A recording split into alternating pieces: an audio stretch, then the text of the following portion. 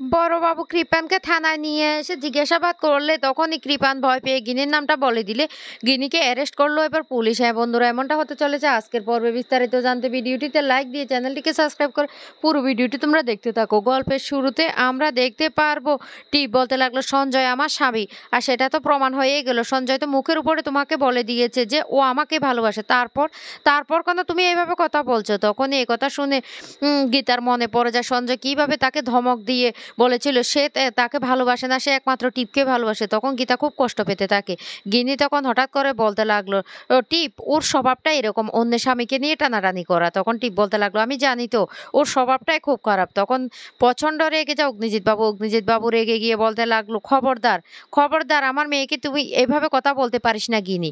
গিনি তখন বলতে লাগলো, কেন কেন বলতে পারবো না, তোমার মেয়ে একজন ঠক প্রতারক। তখন টিপও বলতে লাগলো, হ্যাঁ, ও একজন ঠক প্রতারক। আপনার মেয়েকে আপনি জিজ্ঞাসা করুন অন্যের স্বামীকে নিয়ে কেন টানাটানি করছে। আমি আর এখানে থাকতেই চাই না, এখানে আমার আর আর ভালো লাগছে না। আপনারা সব সময় বারবার করে স্বস্তিক স্বস্তিক বলছেন। তখনই অগ্নিজিৎ বাবু বলতে লাগলো, শুনো মেয়ে, এতটা বাড়াবাড়ি করো না, একদম বাড়াবাড়ি করো না।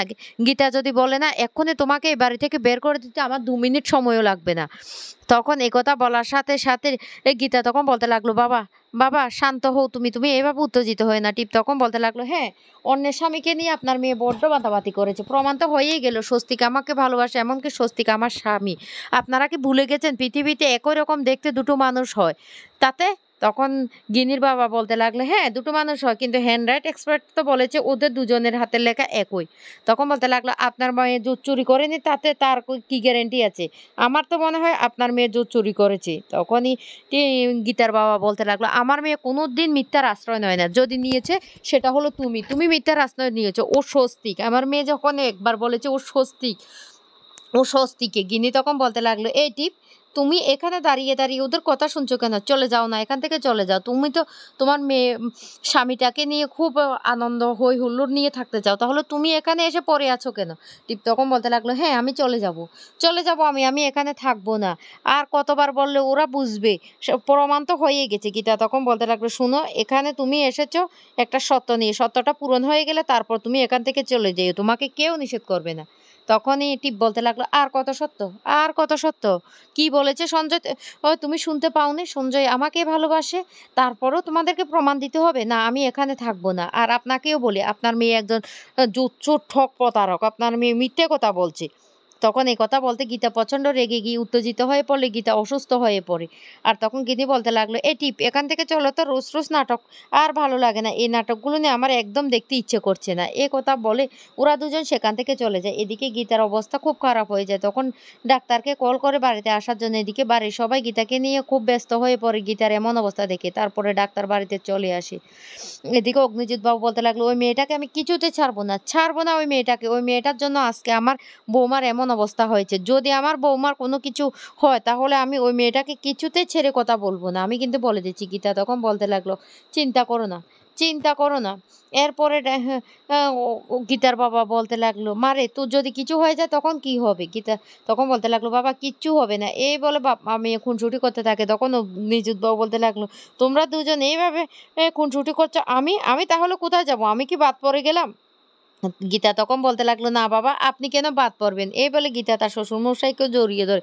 তারপর সবাই মিলে খুব আনন্দ করতে থাকে গীতার সন্তান আশা নিয়ে।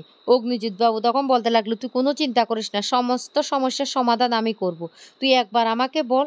কিন্তু কিছুতেই গীতা সেই কথাটা বলে না। এদিকে মেহেকও বলতে লাগলো, বিশ্বাস করো বৌদি, তোমার না এখন উত্তেজিত হওয়া একদম ডাক্তার বারণ করেছে, তাহলে তোমার বেবির ক্ষতি হয়ে যেতে পারে। এদিকে গীতাকে জড়িয়ে ধরে গীতার বাবা তখন বলতে লাগলো, মারে আমি তোমাকে বিশ্বাস করি, আমার বড্ড বিশ্বাস আছে তোর উপরই। তুই যেটা বলছিস সেটাই সত্যি, আর সেটাই তুই প্রমাণ করে দিবি, দেখবি সত্যের জয় হবেই।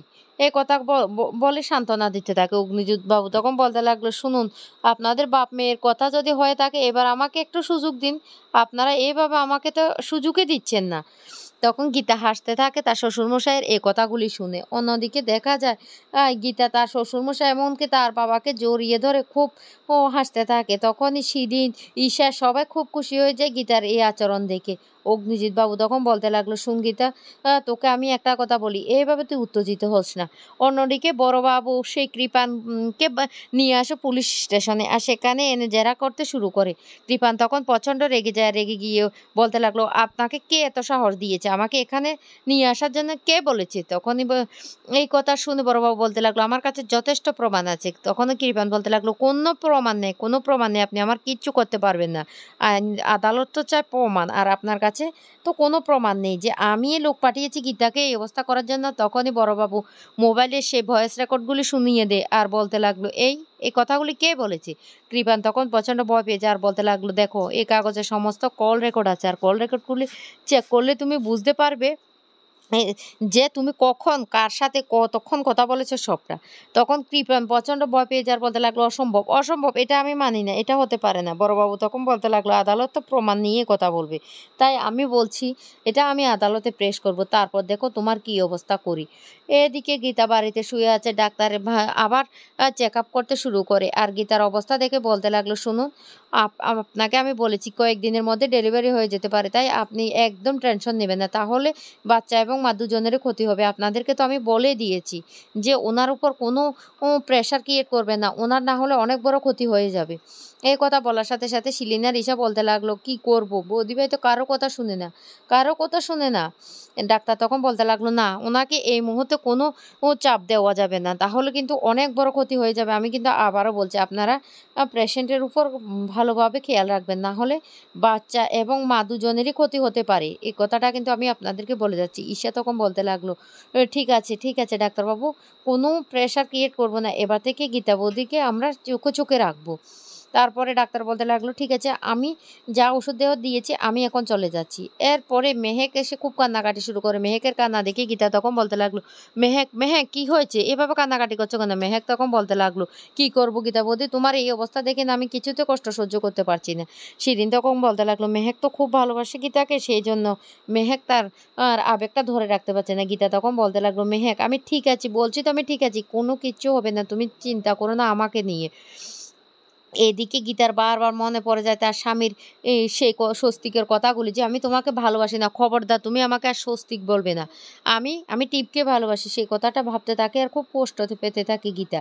আর সেই মুহূর্তে তখন সেখানে চলে আসে সেই কৃপানের স্ত্রী। কৃপানের স্ত্রী এসে বলতে লাগলো, ও দিদি, দিদি, তুমি আমাকে বাঁচাও, এই বলে খুব কান্নাকাটি করতে থাকে। তখনই মেহেক বলতে লাগলো, তুমি তুমি এখানে কেন এসেছো, কেন এসেছো? তখন বলতে লাগলো, দিদি, আগেরবার তো তুমি আমাকে বাঁচিয়েছিলে, তুমি আমাকে যদি না বাঁচাতে তাহলে আমার সিঁদুরে থাকতো না, ওই মানুষটা তো আমাকে স্বীকারই করে না, আমি কি করব।